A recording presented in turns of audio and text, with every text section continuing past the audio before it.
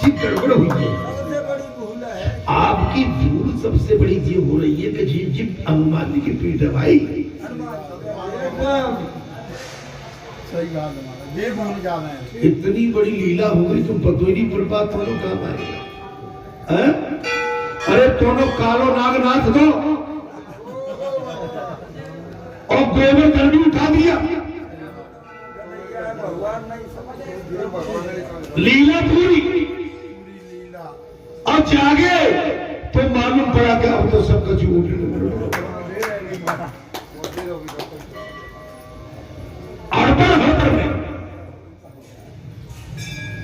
एक बात बता, शक्कर मीठी होती है, खाने में कैसी लगती है? अच्छी, लेकिन नुकसान करती है कि नहीं? भैया इसलिए मैं कह रहा हूं मीठी चीज भी कभी नुकसान कर जाए। चलिए मैं पिता की वर्तमान जगत में किसी महापुरुष में यदि तुम्हें श्रद्धा नहीं है तो प्राचीन महात्माओं को ही गुरु मानकर उनके आदि में हो जाओ। अब तो समझ में आ गया। आपको आज कल युग में अगर भरोसा नहीं है किसी पे तो पुराने महात्माओं को अपना गुरु मान के उनके आगे होते। महापुरुष अमर होते हैं, मरते नहीं है। महापुरुष अमर होते हैं। शंकराचार्य और बल्लभाचार्य जैसे संत अमर हैं। शंकराचार्य और बल्लभाचार्य जैसे संत आज भी अमर हैं। उन्हें गुरु मानकर उनकी सेवा करना। ये कथा में मैंने अपनी तरफ से कुछ नहीं, ये कथा में भगवान सुखदेव ने साफ कह दिया, राजन शंकराचार्य और बल्लभाचार्य जैसे संत आज भी अमर हैं। उन्हें अपना सदगुरु मानकर उनकी सेवा करो, उनका आश्रय ले लो। गुरु के बिना कल्याण नहीं है।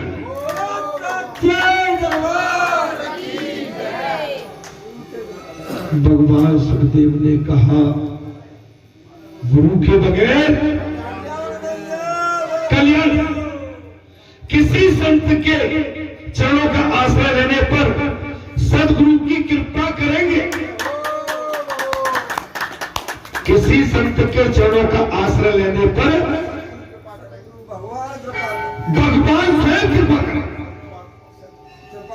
यदि वे संत कृपा करेंगे तो तुम्हारी मानसिक वासना विकारों का नाश होगा।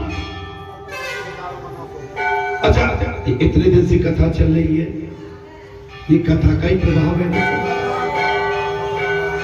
आपके आचरणों में निखार, कशावट, दिव्यता, भव्यता, व्यवहारिकता, मन में संयम, विचार, भोजन आदि आदि, ये आपके सत्संग का लाभ है।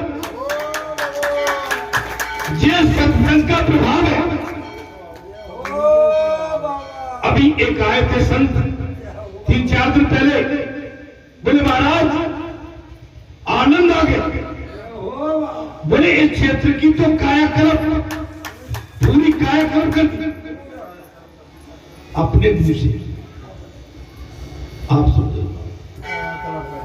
बोले ये क्षेत्र को हम पहले से जानते थे, लेकिन आज में और उस समय में बहुत अंतर।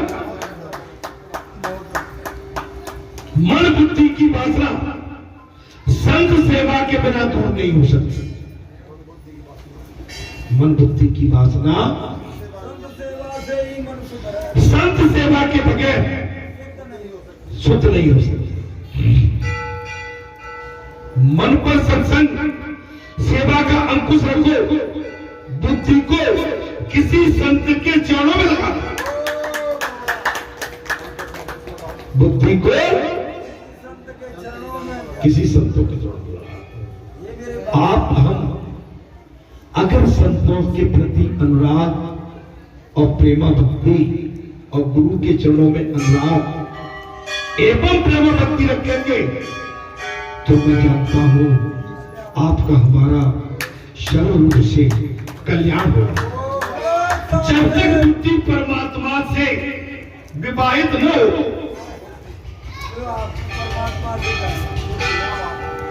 जब तक आपका मन एवं बुद्धि परमात्मा से विवाहित न हो जाए, तब तक उसे संत के अधीन रखो। उसे संत के अधीन रखो। सदगुरु की कृपा के बिना हर किसी में ईश्वर के दर्शन हो नहीं।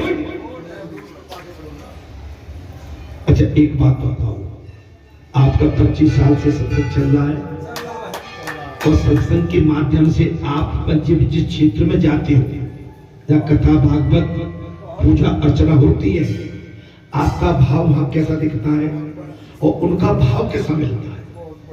जी तो गुरु कृपा है, जय गुरु कृपा।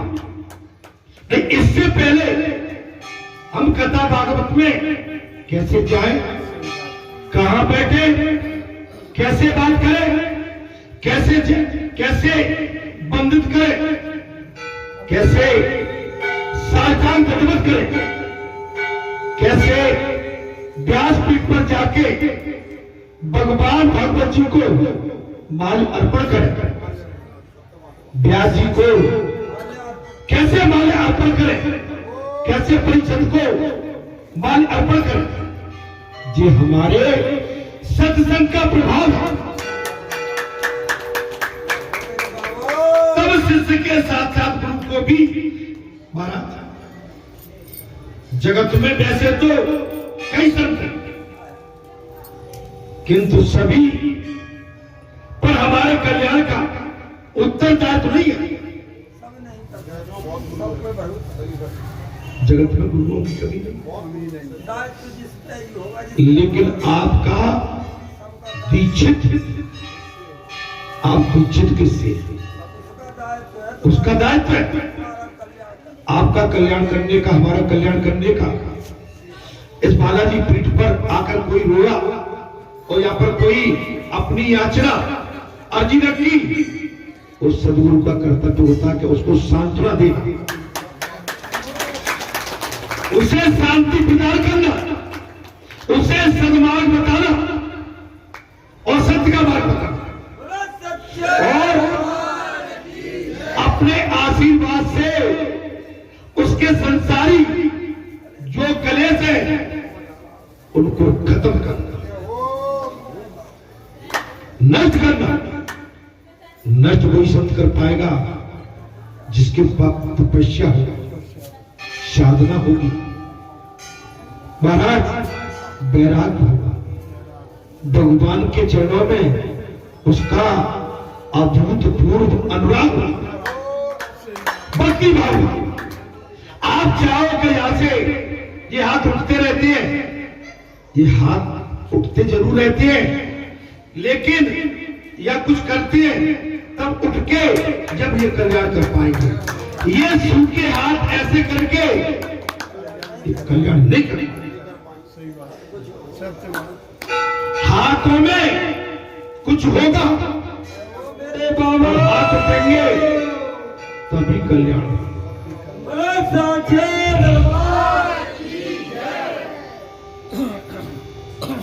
शीघ्रता से बिना सोचे समझे किसी को गुरु मत बनाओ। आज गुरु पे बात चल रही है महाराज, कुछ समझ में आ रही है कि नहीं आ रही? तो उन्हें कहा चलो चलो गुरु बना ले, वो सोचा नहीं समझा नहीं, गुरु बना ले। आप गुरु आपको क्या इस तरह का कभी सत्संग देता है कोई? जो गुरु आपको 25 साल से सत्संग दे रहे हैं,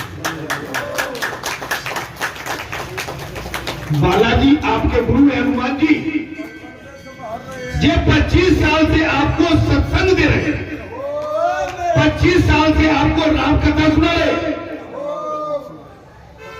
क्या आपको, अगर आपने किसी को गुरु बनाया है, सही बताओ, आपके गुरु ने आपको कौन सी कथा सुनाई? बताओ। हमारे गुरु ने खूब सुनाया। बोलो सच्चे दरबार सरकार की जय। भैया मैं क्या करूं, बात निकली तो कहिए। मैंने क्या आपके गुरु ने आपसे कभी अपने कपड़े उठवाए?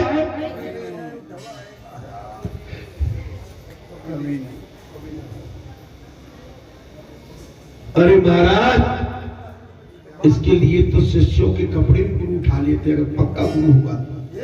शिष्य गुरु में कोई भेद नहीं होता है, सच्चा शिष्य और सच्चा गुरु है, एक ही संत।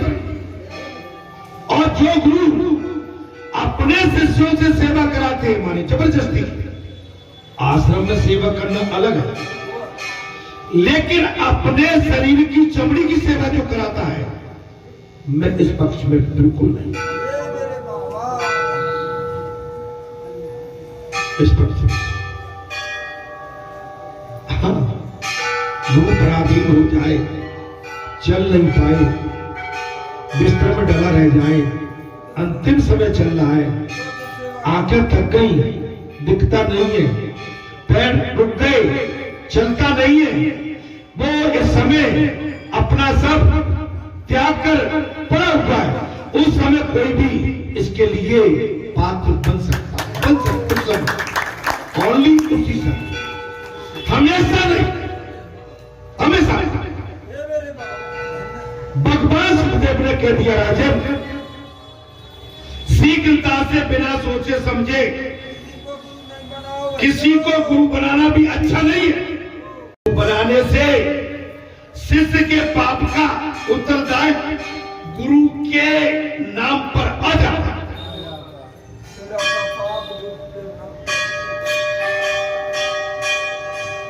बहुत जल्दी शिष्य बनाना भी अच्छी चीज नहीं है। अगर शिष्य ने पाप किए तो वो पाप चल के गुरु पे आ जाए।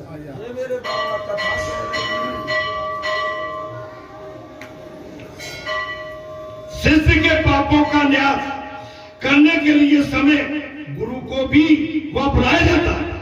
अन्याय होगा ये पाप पुण्य का तो गुरु हम गवा देवे के लिए क्या आ तो लग गई बात।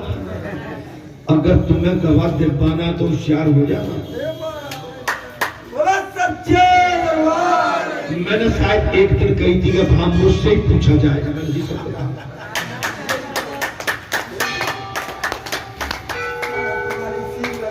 अगर मुझसे पूछेंगे तो भाई मेरे मन को जो भागे सभी नहीं, मेरे बाबा मैं कह रहा हूं, देखिए बाप चाचा ताऊ मामा भांजा फूफा फूफी नाना नानी वहां कोई रिश्ता नहीं, वहां तो क्लियर कट है हाँ या ना।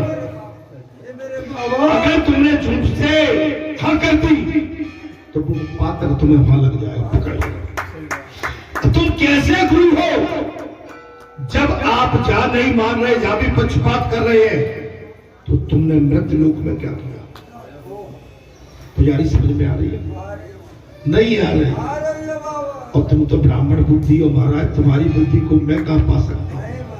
आए पुजारी जी, ब्राह्मण बालक हो आप, मैं तो बंदर ठहरा महाराज। अरे भाई मैं तो बंदर ठहरा, तुम तो ब्राह्मण बुद्धि ब्राह्मण बालक। मैंने तो कोई पढ़ाई भी नहीं पढ़ी है। मैं एक ही चीज कह रहा हूं, शिष्य के पापों का न्याय करने के समय गुरु को भी उस बैंक्वेट में बुलाया जाएगा और उनसे पूछा जाता है कि उन्होंने शिष्यों को पाप करने से क्यों नहीं रोका। आज समझ में आ गई क्या? आप तो समझ में आ रही होगी। मैं हमेशा यही कहा करता हूँ, 25 साल से 28 साल से आप मुझसे जुड़े हैं और मैं 24 घंटा आपके इर्द गिर्द रहता हूँ, आपके पास रहता हूँ, आपके नजदीक रहता हूँ। एक चीज और बता दूं, ऐसा स्थायी स्थान, ऐसे गुरु का स्थायी स्थान और 25 साल लगातार शनि और मंगल को ऐसा सत्संग इस भारत देश में कहीं भी नहीं। अगर कहीं मैं तुम्हारी गुलामी करूंगा जीवन भर। मैं इस प्यास पीठ से उठ के चला जाऊंगा।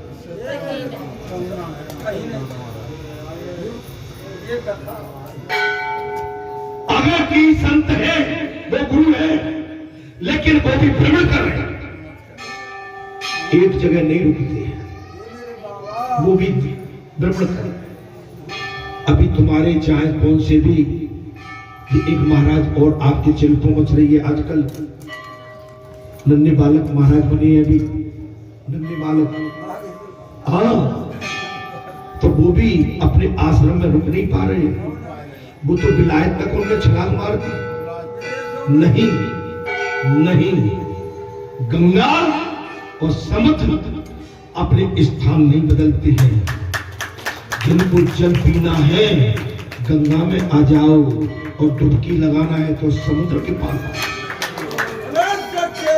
अगर समुद्र और गंगा और सूर्य और चंद्र अगर इन्होंने कई मर्यादा तोड़ दी तो फिर कैसे बात करें? अरे पूजा ठाकुर की ठोर पर होती है। महाराज उन्हें शन मार्ग पर क्यों नहीं ले जाएगा? ये पूछा जाएगा ऊपर। ये गुरु से देखिए, इसमें मेरा कोई दोष नहीं है। मेरी और आपकी सभी की ऊपर मुलाकात है। आप ये मत जानना कि बाबा तुमको नहीं जानता, बाबा सबको जानता है। और ऊपर पूछेंगे भाई टाइम पे कौन आता था, मैं बताऊंगा। टाइम पर कौन बैठता था, मैं बताऊंगा। कैसा किसका भाव था, मैं सच्ची सच्ची बात।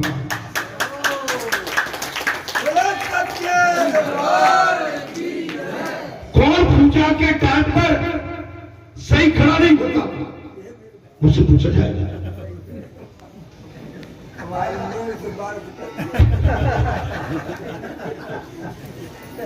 महाराज वो नेक्स्ट पारत हमें भारी पड़ जाएगी। अभी भी टाइम, अगर कथा सुनने के बाद जा तो मैं कह दूंगा कोई बात नहीं। महाराज वह नहीं कहता, मैं सिफारिश नहीं करता। मैं हाथ उठा के कह रहा हूं, आप यहाँ की बात करते हो, मैं तुझे हामी नहीं करता। या भी मैं इशारा तो कर ही देता। अगर मैं आपकी बात को छुपा जाता था, मैं छुपा तो नहीं रहा। इनकी नहीं, इनका बेचारे का कोई नहीं। बाई चांस से कभी घर चले जाते, नहीं आ पाते, और इनका कोई बहुत बड़ा नहीं। ये तो कह दूंगा कि क्या करे, पंडितानी वहां रहती थी।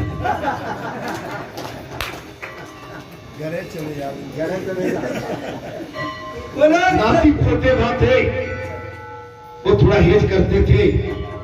वैसे तो बड़ी आदमी कोई वो नहीं, ठोका का सुख है, कोई लोभ लालच नहीं है। ये कह दूंगा, कोई लोभ लालच नहीं। चलो बन पड़ेगी तो भाभी बना लेंगे।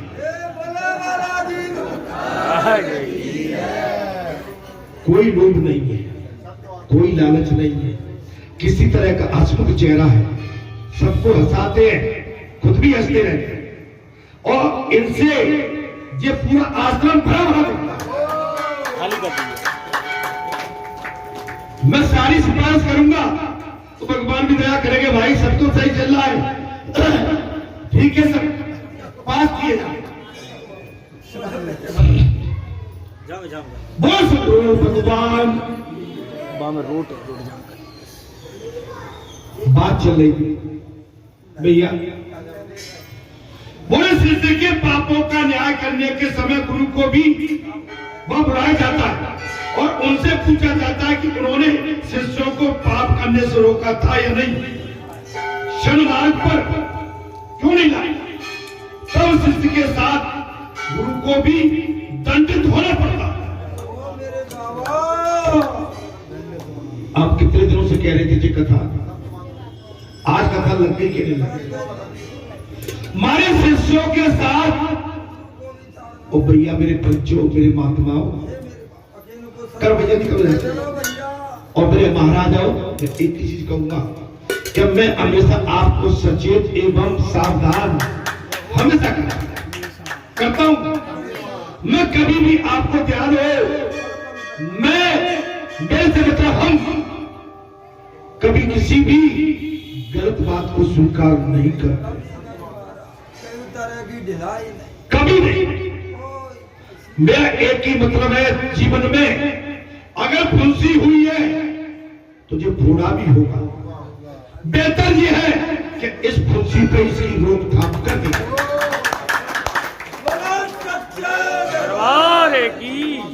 अगर शरीर में फुंसी हो गई और फोड़ा होगा तो खतरनाक होगा।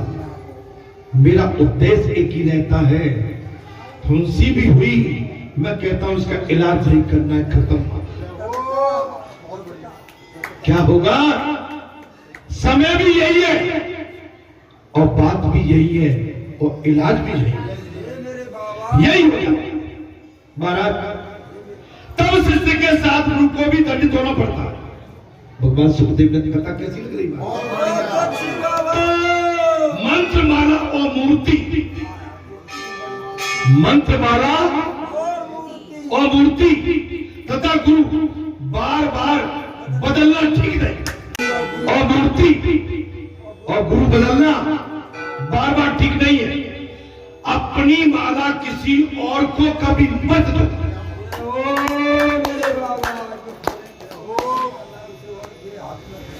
अपनी माला और को नरसिंह स्वामी का प्राकट स्तंभ में से हुआ था। तुम भी सोचोगे कि स्तंभ में कैसे रह पाए होंगे।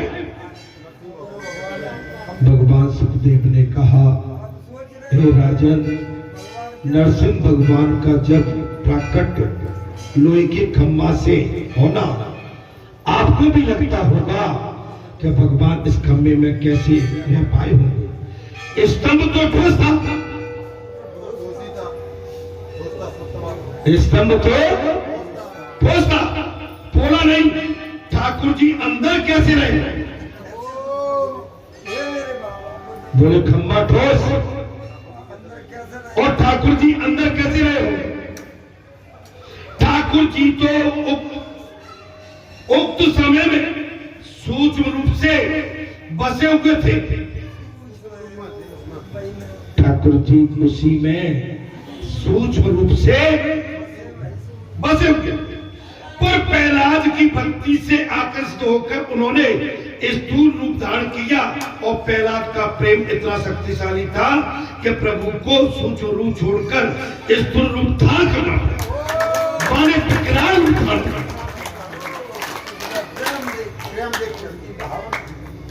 बालाजी आते हैं कि नहीं आते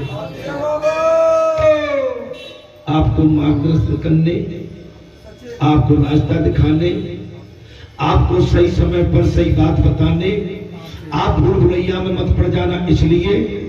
और बालाजी अकेले नहीं आते यहाँ तो महाकाल लोग सब काल आते और हमारे दोनों पुजारी जुगाड़ में लगे रहते हैं कि भैया जी नहीं है।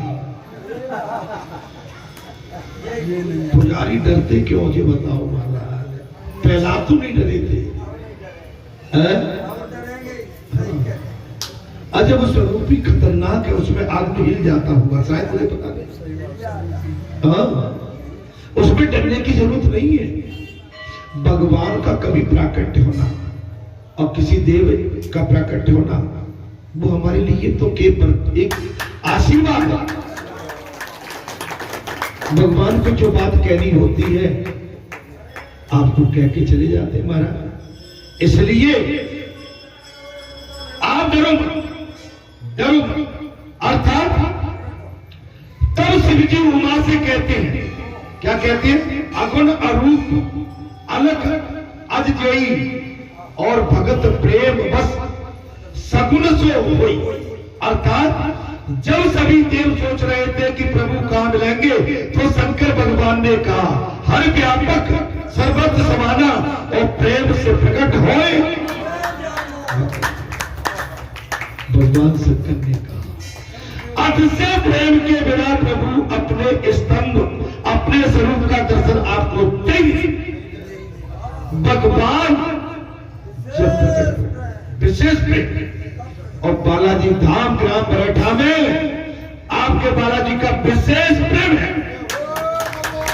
माने पूरे पूरे भारतवर्ष में जो प्रेम यहाँ की रज से है वो इस समय कहीं नहीं।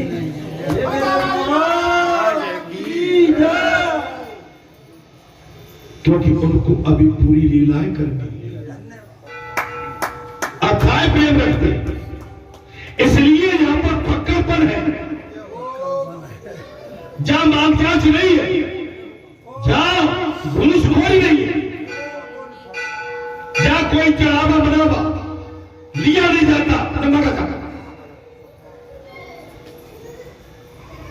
यहाँ के जो भी सेवादार हैं वो निष्पक्ष है, निष्पाप है, निष्कपट है। यहाँ की ये सबसे बड़ी महाराज ख्याति मानी जाती है ये, इसलिए भगवान वहां राजी होते हैं। अच्छा जी, हम मनुष्य स्वभाव से नहीं, ये भगवान के स्वभाव से काम करते हैं।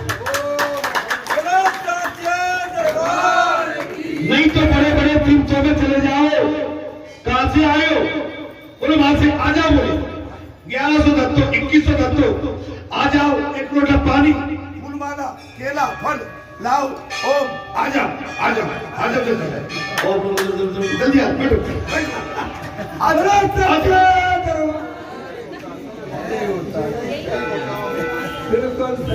जल्दी चलो। और क्या, अपना गोत्र बताओ। ठीक है जानते हैं, हाँ ठीक है, पूजा हो गई, फल लेना, लो ये फल तुम ले लेना, जो फल तुम ले लेना, जाओ तो 2100 रुपये दे दो, जाओ।